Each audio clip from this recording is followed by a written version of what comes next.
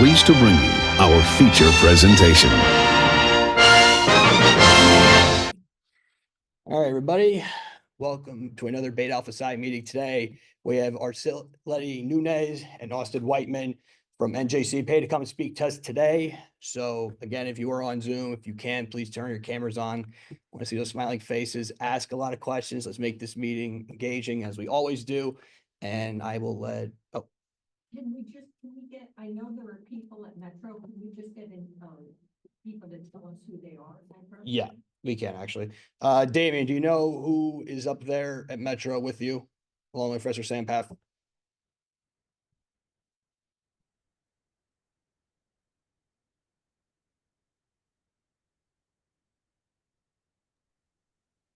Yeah, right. You can hear me, right?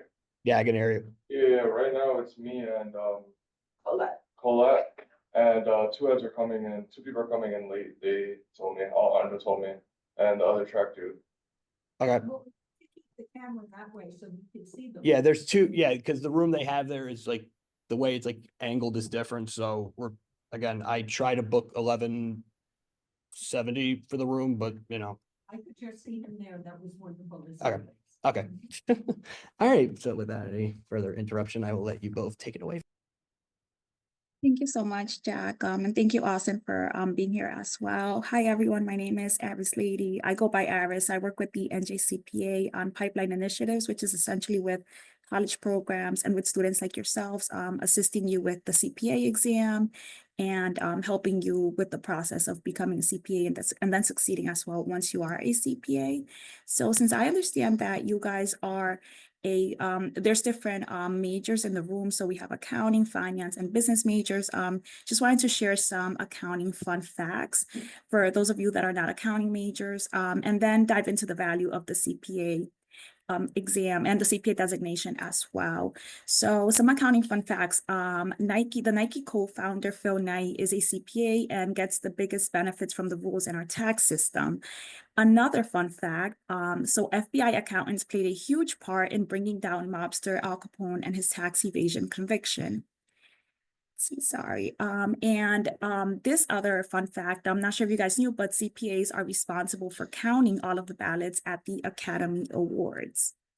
So if you're kind of wondering, why should I become a CPA? Do I have what it takes? If you have the following strengths, if you are curious, tech savvy, organized, innovative, creative, a problem solver, and a team player, then you can become a CPA. You have all of those skills that you would need to succeed in the field. And later you guys will get to hear from Austin, who can share more, about what it takes to become a CPA and how these skills can help you succeed once you are a CPA. So some career opportunities in the field currently, these are some of the different areas that you can go into once you decide to become a CPA. So you can go into audit, financial forensics, information technology, business valuation, tax, managerial, ESG and sustainability, entrepreneurship, or crypto, which is another huge growing area. One of the really cool things of becoming a CPA is that if you, whether you are an accounting, finance, business major, marketing major, there's so many different ways that you can use that designation to enhance not just your earning potential, but also the opportunities that open up for you as you move up the corporate ladder. So I do work with different individuals who were, students like yourselves at a different point in time. They were a finance major and they decided to add that designation to explore different moves and move across industries. As you guys can see here, an accountant, these are just average salaries, but an accountant without a CPA designation, the average salary is $68K per year, but a CPA can make $93K or more, depending again on the area and the industry that they decide to go into. So keep in mind that salaries would vary whether someone's in public, private, or they are in the nonprofit industry. If you guys also have any questions, I can't see all of you, mostly the ones on Zoom, but if you have any questions, feel free to put them in the chat or raise your hand. And, I just want this to be useful and as interactive as it can be for you guys, helpful. So please feel free to either, come off mute or put the questions in the chat so I can answer them. So some of the benefits of getting your CPA license. There's this big saying, that the AICPA always uses, and it says start here, go places. And really, once you get that designation, you can go to so many different areas. It's a designation that's respected. It carries prestige. It gives you a competitive edge. You count with career security. So during the recession, a lot of people lost jobs. But one of the benefits of being a CPA is that for the most part, the CPA profession, it's recession proof. It's one of those jobs that there's always openings. It comes with that security, and it comes with that income potential where there's a substantial difference between a CPA and a non-licensed peer. CPAs also carry that, it said that there is job satisfaction again because of these other benefits, right? It's not an easy career, it's not an easy designation. So I also want to be honest about that. It's not easy to obtain the designation, but again, once you do obtain it, it is totally worth it, and there's so many opportunities. Now, how can the NJCPA or the New Jersey Society of CPAs, how can we help you? We help students like yourselves through scholarships, the free college student membership. We help with career development. We help you with the CPA exam. So passing and succeeding when you take that exam. We offer free mock exams, which are done completely online in a Zoom call similar to this one. It is completely free, offered through Surgeon. So I highly encourage you guys to look at our website and explore the different benefits we have.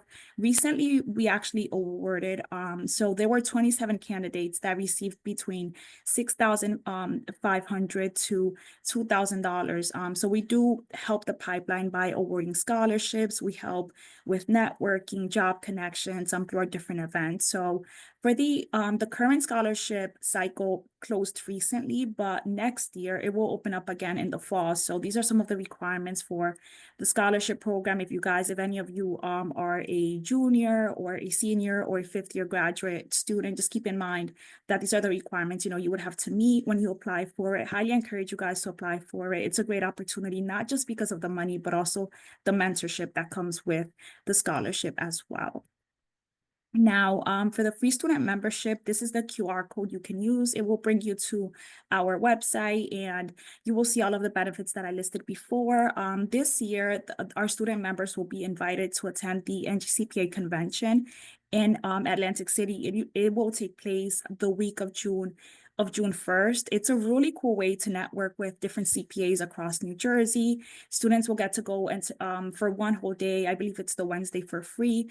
So just imagine getting to network with successful CPAs across the state, getting to ask questions, the connections that can be formed that way, and also just getting a feel of what, the profession is like. So I highly encourage you guys to take a look at our free student membership, look at the different benefits, the resources, and also if you are interested, also consider attending the NJCPA convention this summer.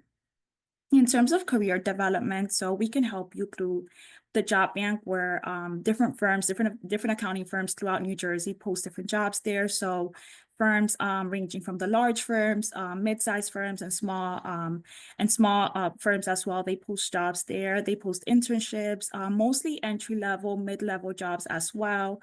You can find on our website if you're interested in leadership or expanding your skills. Like let's say you're interested in growing your personal brand. We do workshops where you can enhance your personal brand through that. Nicole DeRosa, she's a CPA, and she does a great workshop on personal branding and how you can build your personal brand as a college student, but also as a professional.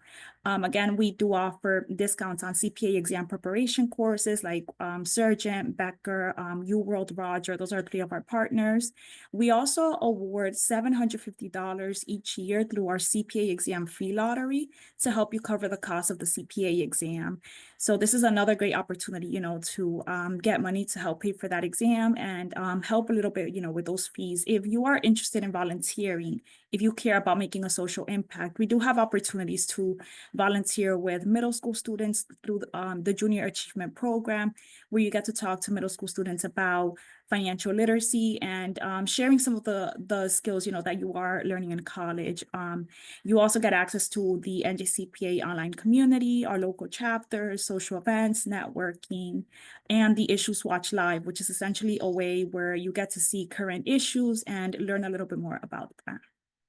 So real quick, because I want to give Austin sometimes to speak as well. This is our job bank. This is what it looks like. So if you were to sign in today as a member on the website, you can see that a recent job posting was an accounting manager position in Jersey City.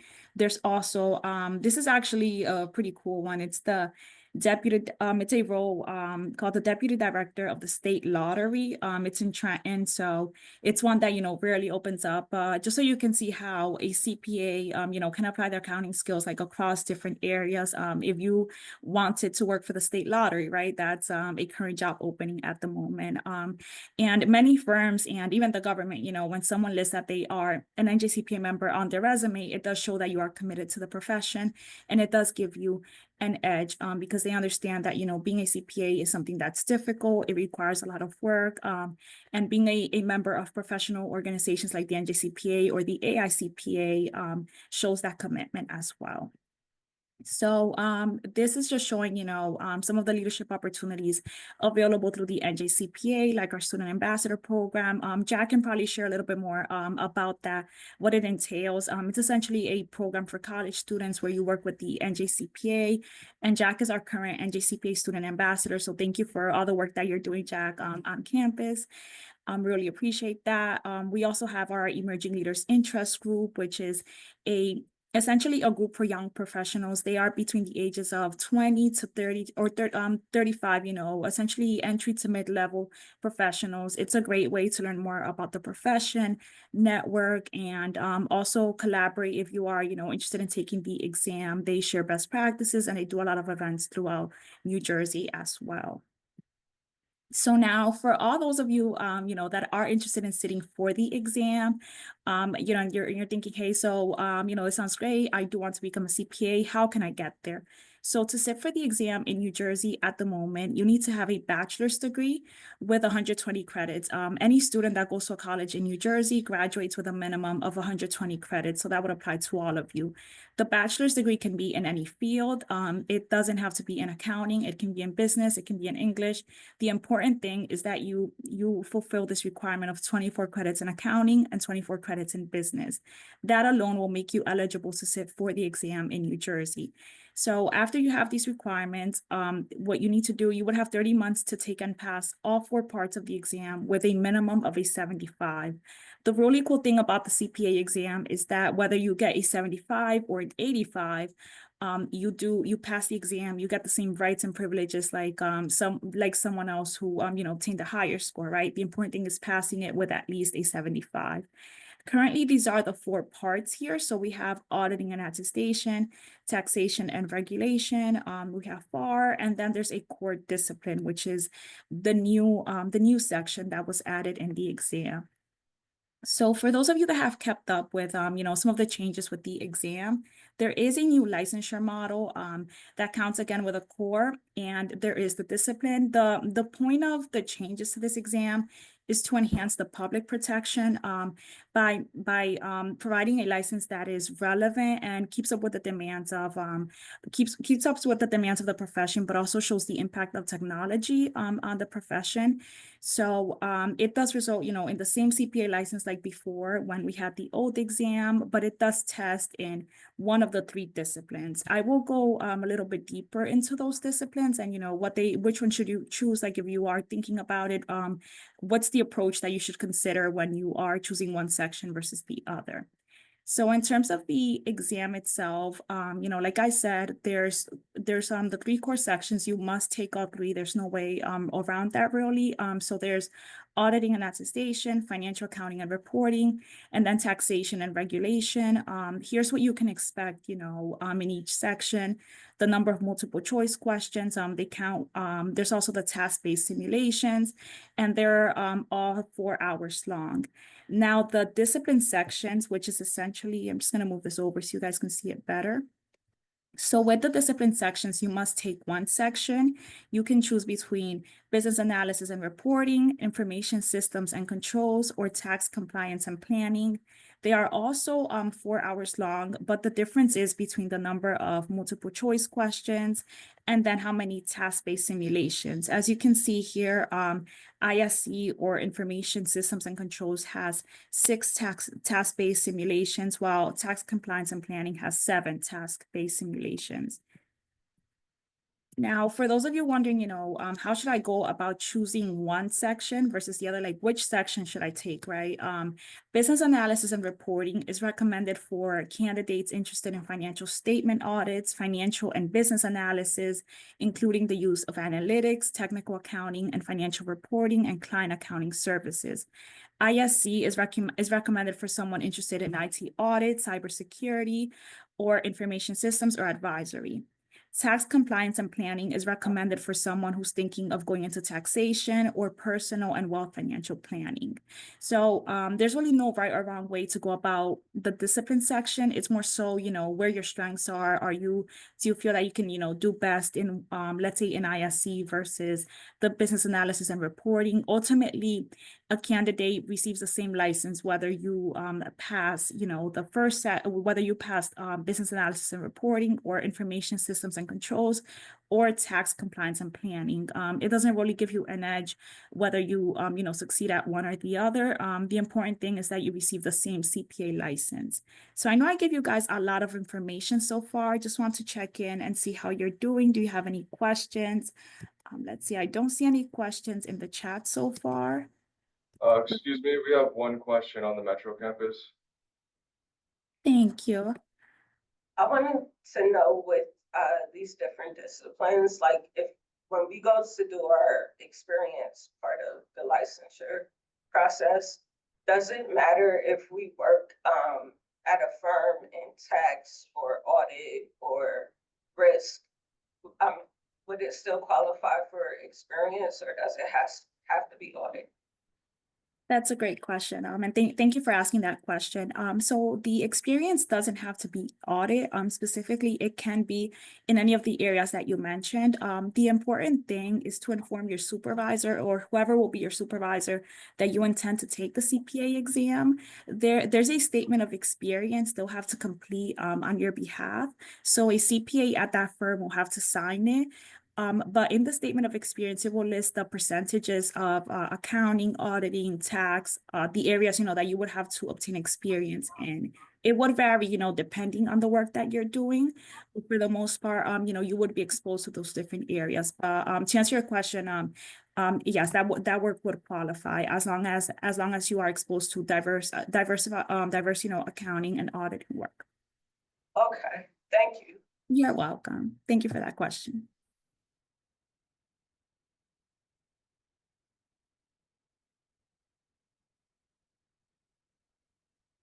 Do we have any other questions? I'm in the main room as well before I go into the next question. I think some of the questions might get answered as we go along as well.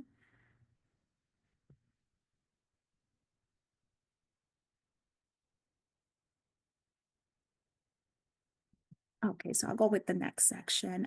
So just to give you guys kind of like an overview of the knowledge that's expected, the knowledge and skills that's expected of a newly licensed CPA. So this is the feedback. This is what we are hearing. So it's expected that a newly licensed CPA has a digital and data-driven mindset, including data analytics. When we talk to different employers, different firms, especially the partners, they mentioned that they want to see someone with this skill set of data analytics, technical accounting, IT and cybersecurity, definitely critical thinking and problem solving. That's highly valued across different roles, whether you go, into private or public accounting. Employers want to see that critical thinking and problem solving skill, and also an understanding of business processes and controls. So as you can see, it's essentially, a very diverse skill set. And if you want more information about this particular topic, I also included the link here. I will share these slides with Jack as well, so you guys can see them, and access the information whenever you need it. So for those of you thinking of applying as soon as you graduate, are planning to apply for it as soon as you graduate, we highly encourage you guys to begin the process right before graduation. The reason being, we've noticed when someone waits a while to start the exam, life happens, commitments, start coming. So it's harder to take the exam, right, for different reasons, right? So we highly encourage you to begin the process right before graduation, when your mind is still in study mode and you are ready to take the exam, if possible, right? So the first step to apply for the exam would be to create a user account on NASPA's CPA Central website. And you would apply online at cpacentral.naspa.org. The application normally is processed within 10 to 15 business days, but keep in mind that depending on the number of applications they have, their processing time can change. During the pandemic, it took much longer. And when they have a lot of applications, as well, it might take slightly longer. Something to keep in mind is that the name on your application has to be exactly the same as it is on your ID. So let's say that your driver's license has a different, has a slightly different name from, let's say, your birth certificate, then it would have to match whichever legal document you are taking to the Prometric Testing Center. When you apply for the exam, indicate the sections of the exam that you're applying to take. To pass the full CPA exam, you will be required to pass all 3 course sections, the 3 that I showed you before, and then 1 discipline section. And then another part of applying for the exam is mailing a notarization form and a photo form. So just getting a picture taken similar to the passport photo, gluing it, to the back of the form. And after you have that form notarized, you can mail it to the address that's shown over here. Sorry, I think this is blocking it for you guys, but it goes to CPA Examination Services, which is part of NASPA. And please feel free to put, any questions in the chat as you, anything that you think of in the moment. Some of the CPA exam fees are listed here. I know it can be a little bit scary to see, all these different fees like in one screen, but keep in mind that a lot of employers will reimburse you for these fees. So especially the large firms and mid-sized firms, when you apply to different companies and, if you know that you will take the exam right away, definitely share that with the firm, share with them that you are taking the exam, because a lot of them, including a lot of the government agencies, might reimburse you for it and pay for all these fees like after, you take the exam. So some important reminders, definitely schedule the exam as soon as possible because the test centers fill up. So if you know that you want to take it after you graduate, if you're thinking you want to take the first exam in August, plan in advance. No appointments can be made fewer than 5 days in advance of the desired test date. So we suggest that you plan it at least 10 days before or, a few days before if possible. Make sure you bring that NTS or notice to schedule to the test center. They won't allow you in there without that notice to schedule. Arrive early, at least 30 minutes before your appointment, and bring 2 forms of identification, including one with a picture. They're very strict about that.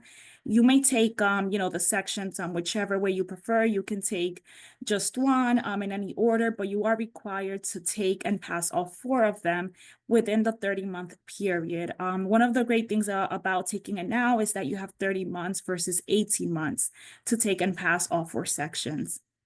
Now the credits for, any of the sections that you get, let's say you pass the first section, you have 30 months from the time you pass that first section to complete the other ones.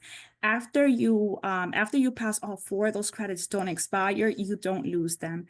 And for anyone who, let's say, is out of state and you are considering obtaining your CPA license, let's say in a different state, you can also transfer your score from New Jersey to a different jurisdiction. NASPA charges a small fee of $25 to transfer it. But one of the great things, of taking the CPA license, the CPA exam, and then obtaining your license is that you do count with something called reciprocity, where it's recognized across states. It is required that you take certain CPEs, which are continuing education credits, but it's very different from like taking the bar. If you are a lawyer and you would have to do different requirements in each state, the CPA license, gives you reciprocity, so you can practice across states. Are there any questions so far? I think I see something in the chat. Okay, so what if I am an international student? Am I eligible for the NJCPA scholarship? And also, is it possible to sit for the CPA exam after graduation? So thank you for that question. That is a great question. If you are an international student and you currently reside in New Jersey, you are eligible for the scholarship. As long as you have an address in New Jersey, then you can apply for it. And in terms of sitting for the exam right after graduation, yes, you can sit for it right after graduation, as long as you have the education requirements. So going back to the beginning of the presentation real quick, sorry, just want to bring it up. So as long as you have a conferred bachelor's along with 24 credits in accounting and 24 credits in business, then you can sit for the exam right after graduation. That's a great question. So thank you for asking that. Do we have any other questions so far? Do you see any hands there, Jack? Sorry, I can only see the screen at the moment. We don't at the moment. Okay, awesome. Okay, so now when it comes to the exam itself, so have any of you heard, just by like a show of hands, about the alternative pathway to obtaining the CPA license? Okay, that's okay. So there's been a lot of conversation in terms of expanding the pathway, minimizing some of the burden for candidates when it comes to taking the exam. So nationally, they are trying to create an alternative pathway where an experience requirement can fulfill those extra 30 credits. Have done that. We have that. This is if some students, I don't think anyone in this class right now. We got a couple. But we have a few people. We have an internship program now at FDU that basically makes it, yeah, it's a work study program with a couple of the firms. Oh, wow, that's great. So you guys have it's like a work for credit program now with. Yeah, they basically take classes in the fall and take they will be getting school credit in the spring when they're working. Oh, that's amazing. So that I would definitely encourage all of the students in the room to take advantage of that opportunity if you haven't already. Thank you for sharing that. So yeah, so there are a couple of programs like the one that was just mentioned, and also there's one Seton Hall with them and PwC with St. Peter's University. But they're great programs that can help eliminate the burden of those extra credits and also obtaining experience to fulfill the requirements of obtaining the CPA. So before I conclude, just want to emphasize the importance of having an exam strategy, understand the requirements, right? Like understand the requirements in the state you decide to take the exam in. If it is in New Jersey, it would be the ones that I shared previously, but they might vary slightly across states. Like New York requires, I believe, 150 to sit for the exam. We only require 120 credits to sit for the exam, and then 150 for the licensure. Learn about the exam and what it tests, understand it. There's blueprints that a lot of the exam providers, they dissect, in a sense, you could say, right? They break it up, and then they prepare courses to make it more accessible for you guys. So definitely, take time to learn about the exam and then prepare as best as you can. Follow strategies that work for you as a student. If you know that you work best by studying with other people, then come up with a strategy to study with other folks in your class, and hold each other accountable. Manage your time wisely. Get opportunities where you can simulate the experience of the exam, right? Maybe through a mock exam. Form a support network, family, friends, your school, you're at a great place. FDU has a great master's in accounting program. So definitely, take advantage of your support network and rely on the different exam partners, but also don't be afraid to ask for help when it comes to taking the exam. There are a lot of people that are rooting for you, and we are also available to help you in any way. I also want to mention that if you are a student that needs an accommodation, NASBA provides testing accommodations as well. for students that are in accordance with the ADA or American with Disabilities Act. So as long as you notify NASBA beforehand that you need an accommodation, they will accommodate you.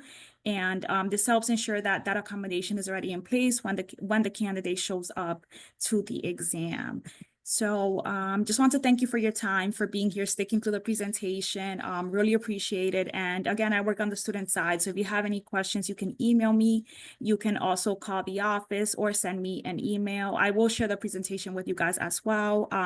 Also want to thank Austin again, for being here. Austin, students, would love to hear more about your pathway, to your career, to where you are now. And, any advice you can share with them would be really helpful. So thank you again for your time and being here. Yeah, sure. I can take it from here, Ardsley.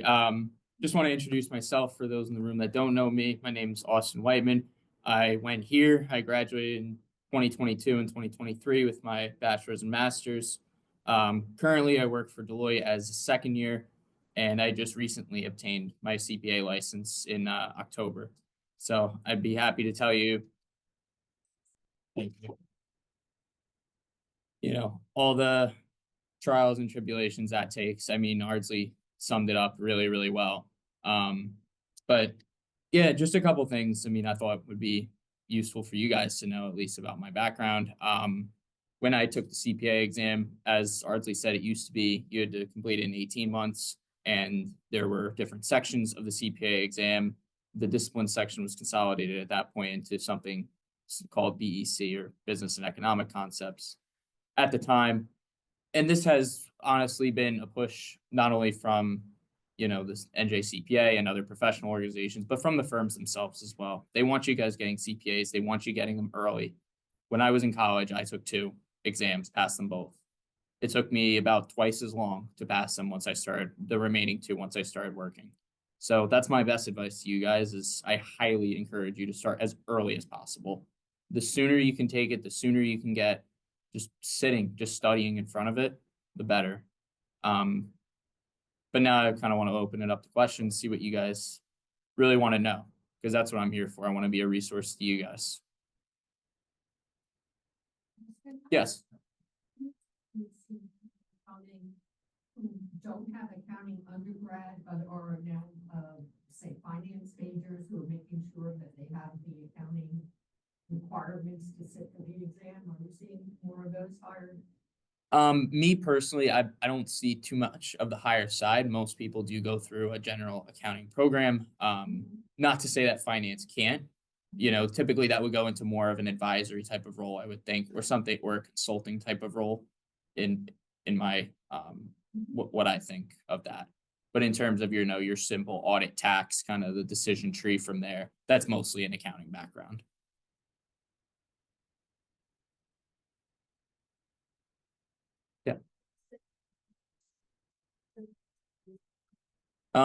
For me, I use Becker. That was what was provided to me by the firm I went to. I know a lot of people use some other tools such as Ninja or Surgeon. I know FDU has a bunch of partnerships with a bunch of those study tools. For me, that's what worked. Everyone is different, and like the first exam that you study for will be the hardest ultimately, because, well, one, you're probably starting with FAR. That's the strategic move to do. It'll be your hardest exam, but then also you have to figure out your testing style, and you have to figure out your study style, what works for you, and kind of just carrying that through to the rest of the exams is the easy part. Figuring it out and getting in a routine, that's the hard part, especially with how busy college is, how busy, if you guys are working other jobs, how busy that stuff is. And it only gets worse as time goes on once you start full-time at an accounting firm. So that's my advice. Question, Metro, I know we have a question, Metro. Yep. Yeah, I was gonna ask, well, personally for you, like, how hard was the exam, and like, what kind of, like, I guess, I know you said everybody's different, they'll do like their own thing, you might have a job or whatnot, but like, what kind of like study plans, or like, what kind of mentality did you go into, like, knowing like, all right, from here on out, I have to study for the exam?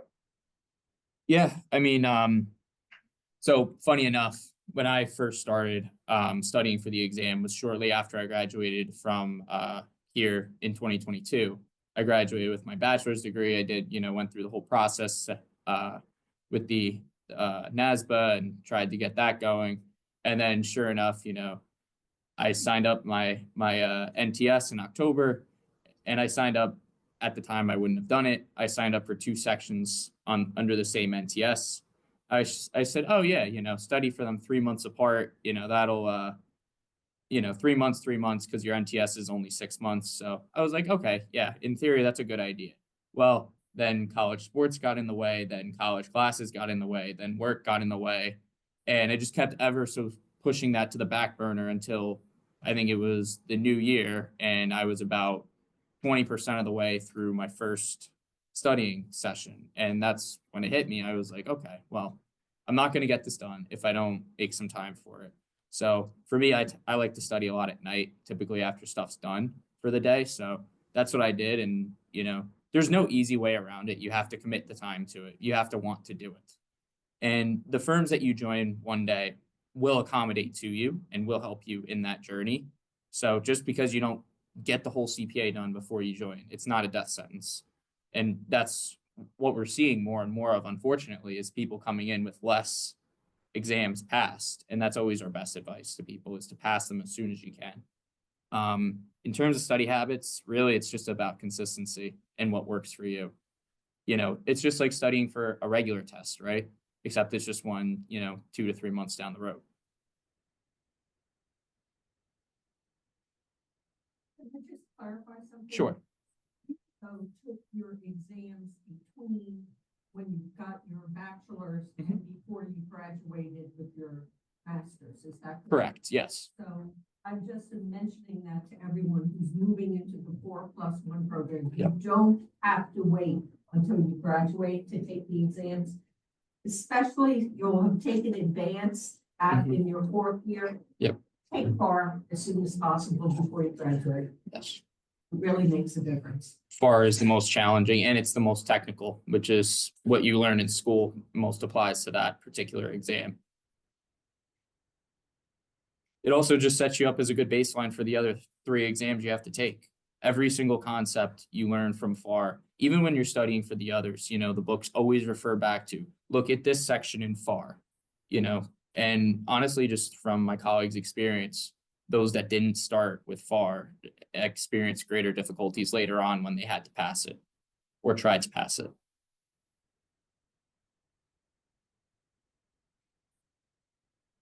Not true. If you put in the chat, you're on Zoom. Bring them out. Yeah. Austin, did you manage to finish all 4 exams within the 1 year you did your master's in? No. Or you just did a couple and then? So I told you how I got to January, and then between January and March is when I took FAR at the beginning of March, and then I took audit kind of mid-April, which is, in hindsight, it's a very short turnaround, but I didn't really have a choice at the time.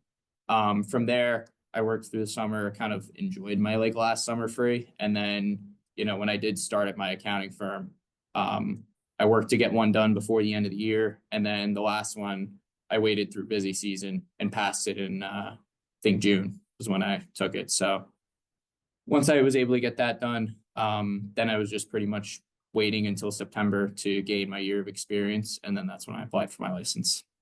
Okay. So that's how it kind of came full circle for me. So I guess the whole process took about a year, I would say, kind of full circle. And again, I was on that 18-month timeline as well. So I wanted to give myself some cushion. You guys have a lot more time, with the 30 months. So take that into consideration and also use it to your advantage as well. You don't need to cram stuff in, you can space your exams out further. Take advantage of the time. Maybe Arisleidy knows this. I think there are some states that have 36 months instead of 30. Do you know, is Pennsylvania or New York one of those? Thank you for that question. You mentioned, I just want to make sure I heard correctly, if there's states that have 36 months.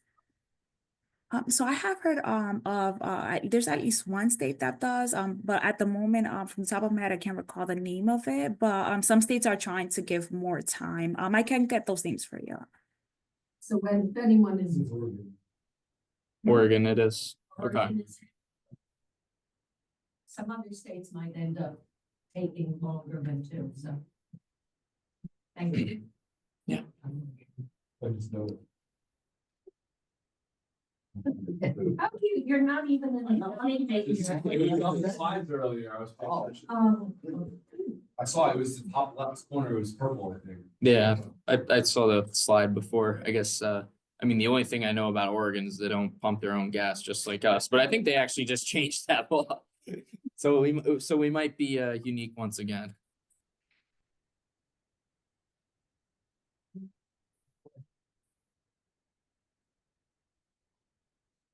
Yeah. So there, oh, Sorry, how is your work-life balance, like, between the hours that you work and your, like, family time? sure. So I'm just gonna take a question in the room here first, before I address that. In terms of the like reporting, like when you take your exam versus when you find out there are different testing windows, it's all published on the AICPA's website. You can just look it up. Typically what happens is you'll take it within a certain time frame and then you'll find out, you know, however long later. Now, the reporting dates have changed since in 2024. It used to, when I was taking the exam, it used to be, you know, you typically took the exam and then 3 to 4 weeks later you found out. That was not the case anymore. That changed to, I believe, quarterly reporting. So if you took the exam within a certain window, you found out like about a month or two later. So that was one of the biggest changes, which people really dislike. And I think they're trying to, if I'm understanding correctly, they're trying to make it back to more score releases so that more people can find out sooner about their exams, because then you have people just sitting around, you know, waiting, and you don't want that. Personally, I never sat around and waited. I just moved on to the next section. But that was, but that's something they're looking to address here. But yeah, all that's publicly available online. You can look that up. Now to the next question about work-life balance. For me, I've always had really good time management skills. If you know, when you start working, depending on how many parts you have passed, the more parts you have passed before, the less pressure you're going to feel to get it all done. I had 2 parts passed coming into when I started at the firm. But you have to just be open and honest. You know, the firms know you're trying to do this. They're not stupid. They don't live under a rock. You know, your teams actively want to support you in your journeys, and that, you know, there's going to be deadlines. There's going to be other things that you work around. But realistically, you know, it's tougher at first and then it gets easier as it goes along. So once you kind of get towards the end, once you pass all those sections, you know, then work-life balance kind of, I would say, resumes. But yeah, ultimately studying is kind of like a second job in a sense, but it's worth it in the end. And you will not believe how many people get to their 5th, 6th year at the firm. They're looking to go to manager, and legally they can't. They can't until they're a CPA. So it's definitely something that is an investment. It's an investment in yourself, really, as Ardsley kind of said before.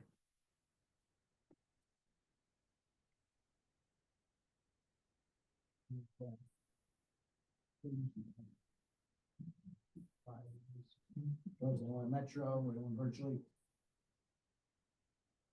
All right, well, that is that. Thank you so much, Austin. Thank you so much, Arisleidy, for coming to speak to us today. Thank you. Candidates, members, make sure you're able to scan QR code for attendance. Again, it is very important that you do that for your requirements. So please, if you have not done that, please do so. Next week, we will be having our career fair boot camp to prepare us for the job and internship fair coming up at the end of the month, which is going to be at Forum this semester, 2 to 4:30 p.m. And I know there will be transportation provided at Metro as well, if anyone wants to come up to Forum. And that I covered head tutor if anyone's interested.